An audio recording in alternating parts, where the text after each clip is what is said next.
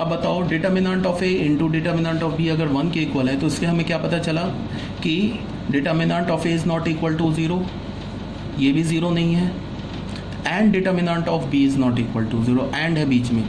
अगर मैं बोलूँ कि दो रियल नंबर का प्रोडक्ट नॉन ज़ीरो है तो वहाँ से हमें क्या कंक्लूजन मिलता है कि दोनों रियल नंबर 0 के इक्वल नहीं है। ठीक है, तो अगर डिटर्मिनेंट ऑफ ए 0 के इक्वल नहीं है तो इसका मतलब क्या होगा, determinant of A is not equal to 0 implies A inverse exist. A क्या हो गया हमारा, एक नॉन सिंगुलर मैट्रिक्स हो गया, तो ए इनवर्स एग्जिस्ट करेगा। क्लियर है ना। अब ए इनवर्स एग्जिस्ट करेगा तो मैंने क्या किया कि जो A B is equal to I given था, इसमें मैंने दोनों साइड ए इनवर्स से प्री मल्टीप्लाई कर दिया, ए इनवर्स आई कर दिया, ऐसे कर दिया। तो यहाँ से मैंने क्या ले लिया, A inverse A into B is equal to, ये क्या हो जाएगा ए इनवर्स, ये क्या हो जाएगा I into B is equal to A inverse. तो यहाँ से हमें क्या पता चला, B is equal to A inverse. तो B is equal to A inverse proof हो गया। उसके बाद देखो, अब मैंने क्या किया, इसमें b is equal to A inverse में दोनों साइड a से पोस्ट मल्टीप्लाई कर दिया, तो B A is equal to क्या हो गया, ए इनवर्स इंटू ए, तो फिर ये i हो गया। तो यहाँ से हमें क्या पता चला, B A is equal to I. तो इसको देखो और इसको देखो और इसको देखो, तो हमें क्या भी मिला, A B is equal to B A is equal to I, ये पता चल गया। और दूसरा हमें क्या पता चला, b is equal to A inverse. अब क्या करो तुम कि अब तुम इसको ऐसे देखो, अब हमें दोनों साइड में क्या करूं कि जैसे A B is equal to I था ना, यहाँ पे क्या है, अब मैं ऐसे मान लूँ determinant of B is not equal to 0 ले लूँ, तो यहाँ से हमें क्या पता चलेगा, B inverse exist, B inverse exist कर गया। तो हमारे पास क्या गिवन है, हमारे पास गिवन है A B is equal to I. तो हमने बी इनवर्स से इसको पोस्ट मल्टीप्लाई कर दिया, तो आई इंटू बी इनवर्स, फिर एसोसिएटिव रूल यूज़ किया, B into B inverse is equal to, ये क्या हो जाएगा बी इनवर्स, ये क्या हो जाएगा A I is equal to B inverse. तो यहाँ से हमें क्या पता चल गया, A is equal to B inverse. ठीक है, तो देखो इसको माना फर्स्ट इक्वेशन, इसको माना सेकंड इक्वेशन, ठीक है, इसको माना मैंने थर्ड इक्वेशन, इसको माना मैंने फोर्थ इक्वेशन।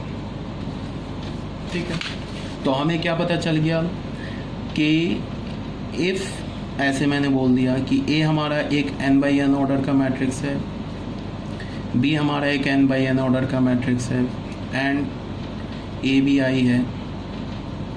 तो यहाँ से हमें क्या पता चल गया, A B is equal to B A is equal to I, A and B commute, A inverse is equal to B and B inverse is equal to A. ठीक है, ये बात आ गई होगी, क्लियर हो गई होगी, समझ में आ गई होगी। ठीक है, तो यही बात यहाँ पे प्रूफ किया हुआ है, ये जो हमारा है ना नोट नंबर 6, इसमें ये प्रूफ किया हुआ है। अब आ जाओ आप,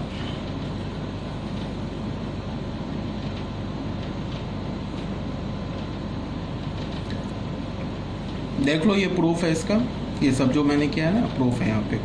अब आ जाओ आप नोट नंबर 7 में आ जाओ। नोट नंबर 7 क्या बोल रहा है, नोट नंबर 7 बोल रहा है कि अगर if A B is equal to null matrix, A B हमारा नल मैट्रिक्स है, and any one of determinant of A and determinant of B is not equal to 0, then A B is equal to B A is equal to null matrix, A and B commute. इसका क्या मतलब है, तुम ऐसे देख लो, इसको क्या बोल रहा है कि ये देखो तुम,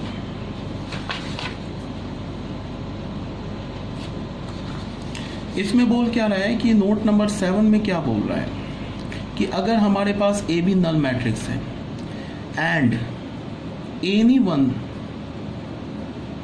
of A and B is a non singular matrix, ये बोल रहे हैं ना, any one of A and B determinant of A is not equal to 0।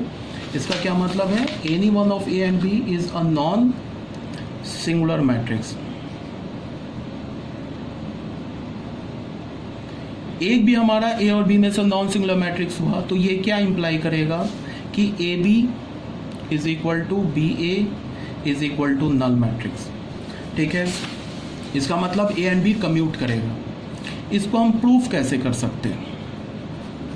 A B is equal to null matrix, ये तो गिवन है।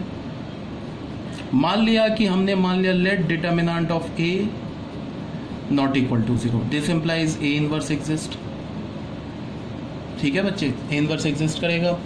अब ए इनवर्स एग्जिस्ट करेगा तो ए इनवर्स से हमने प्री मल्टीप्लाई कर दिया इस इक्वेशन को, यहाँ पे एसोसिएटिव रूल यूज कर लिया।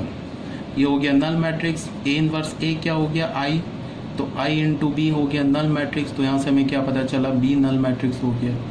तो बी अगर नल मैट्रिक्स हो गया तो हमने ए से फिर पोस्ट मल्टीप्लाई कर दिया, तो हमें क्या मिल गया? B A is equal to null matrix. तो यहाँ से तुम देखो A B is equal to null matrix given था, बी ए भी नल मैट्रिक्स हो गया, तो हमें क्या मिल गया? A B is equal to B A is equal to null matrix. तो यहाँ से हमें क्या पता चल गया? A and B commute. अगर हमने डिटर्मिनेंट ऑफ ए को मान लिया कि हमारा एक नॉन सिंगुलर मैट्रिक्स है, अगर हमने मान लिया होता है कि let determinant of B is not equal to 0, तो यहाँ से क्या होता? बी इनवर्स एग्जिस्ट कर जाता। अब बी इनवर्स एग्जिस्ट करता तो जो हमारे पास मैट्रिक्स इक्वेशन है नल, इसमें मैंने बी इनवर्स से पोस्ट मल्टीप्लाई कर देता, तो 0 इंटू बी इनवर्स। ठीक है, तो फिर यहाँ पे एसोसिएटिव रूल यूज़ कर लेता, तो हमें क्या मिलता? A into B inverse is equal to null matrix. तो A I is equal to null matrix, this implies that A is equal to null matrix. अब मैं क्या करता कि बी से प्री मल्टीप्लाई कर देता, तो यहाँ तो B A is equal to B into null matrix हो जाता, तो यहाँ से B A is equal to null matrix हो जाता। देखो B A null and A B null, तो फिर यहाँ से हमें क्या पता चलता? A B is equal to B A is equal to null matrix. Clear है ना ये बात? तो